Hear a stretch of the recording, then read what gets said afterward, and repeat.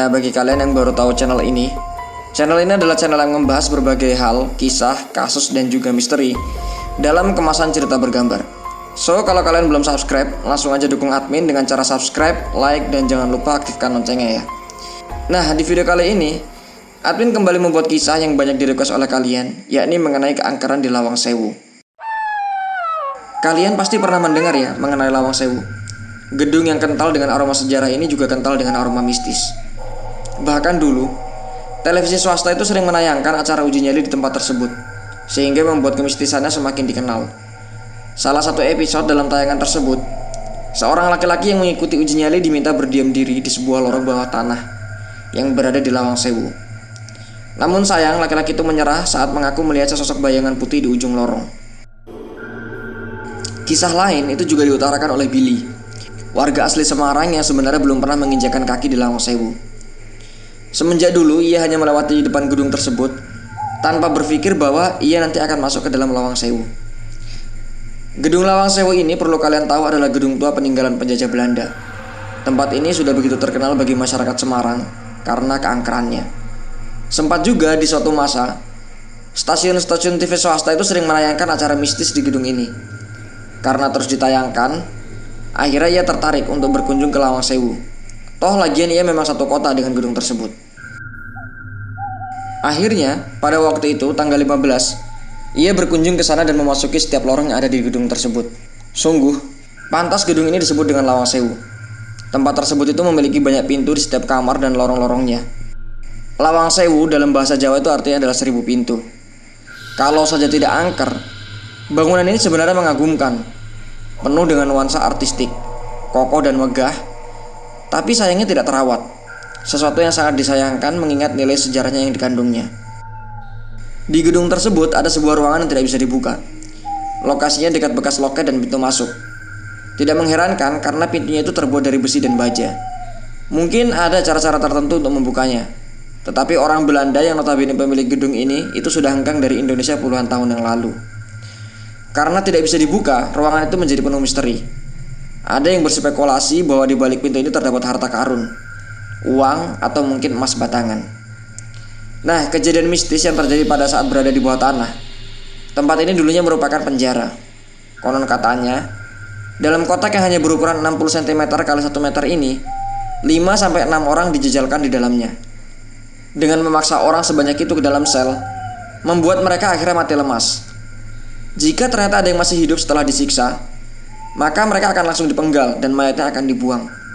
Karena penyiksaan inilah, tempat ini merupakan tempat yang paling angker di semua bagian. Billy pada saat itu beberapa menit terdiam di depan pintu tersebut sambil membayangkan apa yang dirasakan tahanan pada saat itu. Tentunya kondisinya sangat memprihatinkan, dan tak terbayang olehnya jika ia yang mengalami hal tersebut. Nah, tiba-tiba ia tersadar karena mencium aroma yang tidak wajar, yang sulit ia deskripsikan.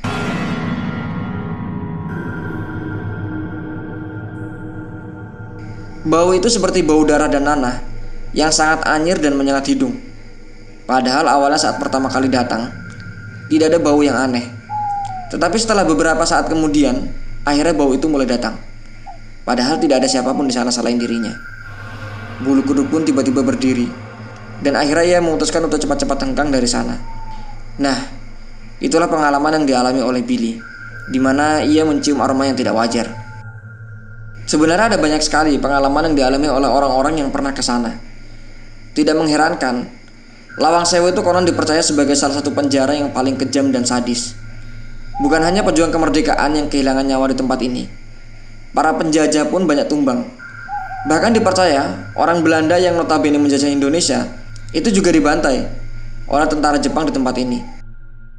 Hal ini cukup meyakinkan karena banyak masyarakat yang sering mendengar jeritan seorang perempuan yang dipercaya sebagai noni Belanda. Kadang juga muncul suara hentakan sepatu seperti derap langkah para tentara, dan bahkan jeritan dan langkah sepatu itu kadang muncul secara bersamaan. Konon, kemunculan suara tersebut terjadi karena di dalam gedung tersebut itu telah terjadi pembantaian. Pembantaian tersebut dilakukan oleh sekumpulan tentara Jepang terhadap warga Belanda, yang kemudian disaksikan oleh seorang noni Belanda. Noni Belanda yang begitu takut menjerit histeris hingga dia pun menjadi salah satu korban dalam pembunuhan tersebut. Mereka kemudian membuangnya di salah satu sumur tua yang ada di area Lawang Sewu. Nah, berbicara mengenai sumur tua, Lawang Sewu memiliki sebuah sumur tua yang berada di bagian depan halaman gedung ini, di mana sumur itu beratapkan genting yang berwarna merah. Jika menyimak dari beberapa penuturan, sumur ini dulunya tidak tertutup. Namun karena banyak kesaksian mengenai jeritan aneh, akhirnya sumur ini ditutup secara permanen pada bagian atas. Entah penutupan ini terjadi pada tahun kapan, karena sumber admin perol itu tidak benar-benar valid. Tetapi yang pasti, sumur ini selalu dikunci dan tidak bisa dibuka untuk umum.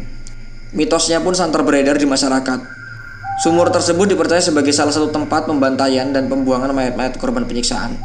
Dari beberapa kesaksian warga dan pengunjung setempat, mereka sering mendengar jeritan dan suara-suara aneh. Mulai dari jeritan wanita, suara rintihan orang kesakitan, bahkan suara anak kecil yang menangis. Terutama pada saat malam hari, suara ini begitu santer terdengar. Mitosnya, sosok dari suara tersebut adalah korban pembantaian yang kini menuntut balas dendam. Saking santernya keangkeran Lawang Sewu, banyak paranormal yang mendatangi tempat tersebut, dan salah satunya adalah Roy Kiyoshi.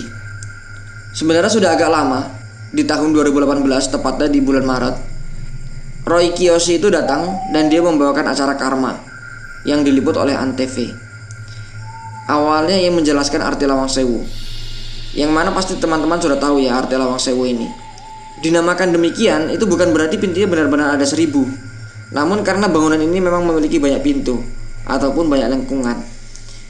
Di dalam acara tersebut, ia juga menjelaskan bahwa Lawang Sewu itu dulunya adalah tempat yang digunakan sebagai kantor jawatan Kereta Indonesia, atau kalau sekarang kita mengenalnya dengan nama PT Kereta Api Indonesia. Dalam sejarahnya, semasa penjajahan, gedung tersebut itu memiliki catatan sejarah sebagai tempat pertempuran 5 hari yang ada di Semarang. Kita lanjutkan kembali. Setelah membuka acara dan menginformasikan sejarah Lawang Sewu, Roy Kiyoshi kemudian berjalan ke sebuah lorong dengan tembok yang tinggi dan serba putih. Saya banyak merasakan aura negatif di ruangan ini. Mereka banyak bersembunyi di balik dinding dan pintu Lawang Sewu, ucap Roy Kiyoshi kala itu.